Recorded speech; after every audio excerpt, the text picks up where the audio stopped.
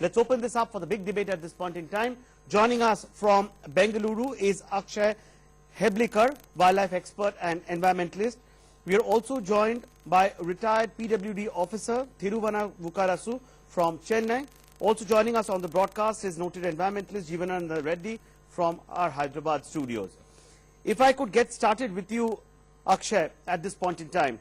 Now, series of protests, concerns have been voiced by environmentalists, by wildlife activists, everyone coming out in the open to say that stop this road widening because this is going to lead to utter devastation and going to play havoc with the ecology of the fragile Western Ghats. What exactly are your concerns, if you could just spell it out for our viewers?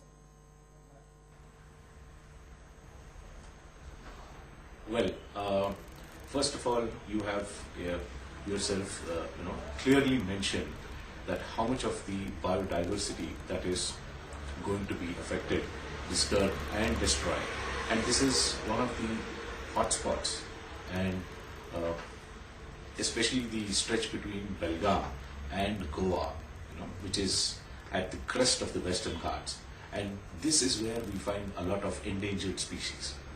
And this is going to be devastated completely if at all we are going to chop off these evergreen forest tree species. And mind you, the only thing that another concern is that the government is saying that they are going to fell about 20,000 trees. That itself is a huge number, first of all. And their consideration, their view of a tree is something that is more than 18 or 20 centimeters girth. So anything below that is not considered as a tree for them. So it's just some plant that is there which can be chopped off easily. So in about a day we have seen, and we have also got this information from our known sources, those who have visited the sites, that every day it is more than about 1,500 trees are being felled. And at this rate, I think in about a month's time they will chop off the entire stretch.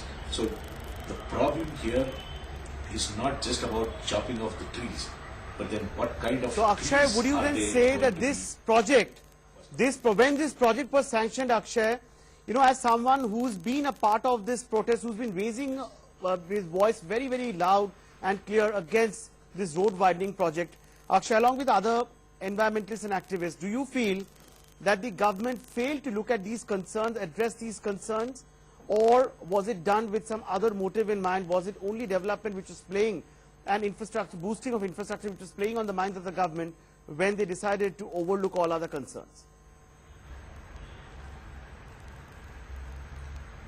Well, we are not saying that we are, anti-development.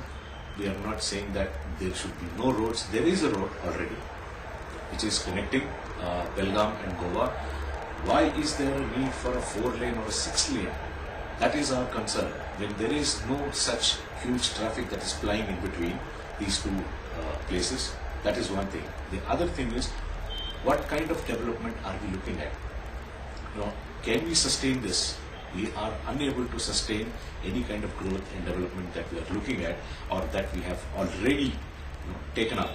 So is this going to, what kind of development are we looking at in that region? Because it is a highly ecologically sensitive region, and if at all we sustain these areas, if these Western Ghats, if this stretch, or if these eco-regions are concerned. Right, so you have voiced your concerns, and this is the reason why the chorus for stopping the widening of NH4A is gaining traction by the minute. But let's also get in the other side of the story.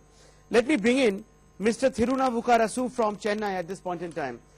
Sir, as someone who's been a part of the Public Works Department, who's been intrinsically involved in road construction projects, now this widening of NH4A, how critical is it at this point in time? Because environmentalists are saying clearly that there is another road which already connects the two cities. So what is the need for widening of this project? Increasing of the number of lanes is very, very, very bad, and it will definitely affect the water resources, forest resources, and the resources of people also. The resources in the sense the agriculture-based economy will be affected. Lot of agricultural field is being taken away for widening of roads, which is very much affecting the livelihood of the poor people, where it mostly affects the large, not the large and medium farmers. It is affecting the marginal and small farmers mostly. Their livelihood is very much affected, and it is to be condemned. Right, so the livelihood will be affected is what you are saying, and it has to be condemned. But then, you know, let me take this question to Mr. Reddy. Mr. Reddy, now clearly the government must have applied its mind when the government said and decided that no, this widening project must be undertaken. There must have been a traffic mapping that must have been done, which has ensured that both the state and the central agencies concerned, including the Wildlife Department, actually gives a go-ahead or a green signal for executing this road widening project.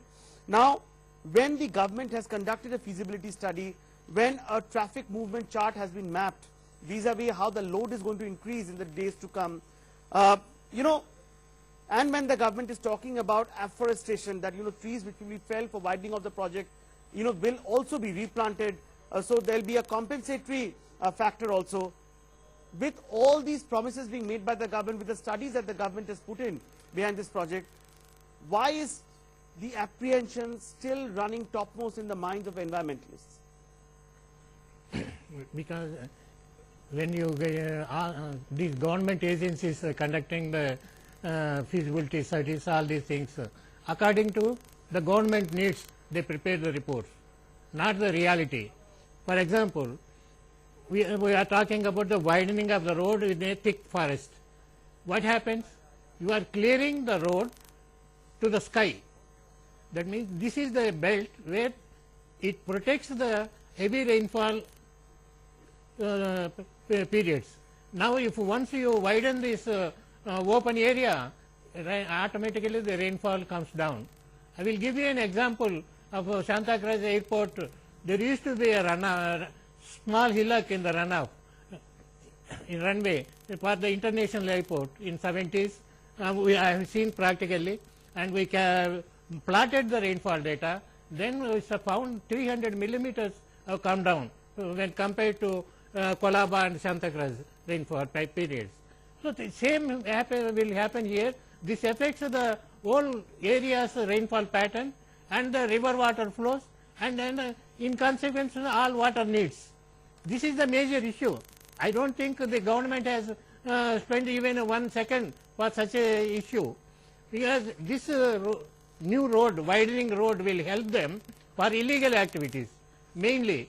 It doesn't serve. No, you are saying that, you know, this road, the widening of the road will boost illegal activities. Yeah. While it's going to play havoc with all other aspects combined, it's going to play havoc with, you know, agriculture, it's going to play have an adverse effect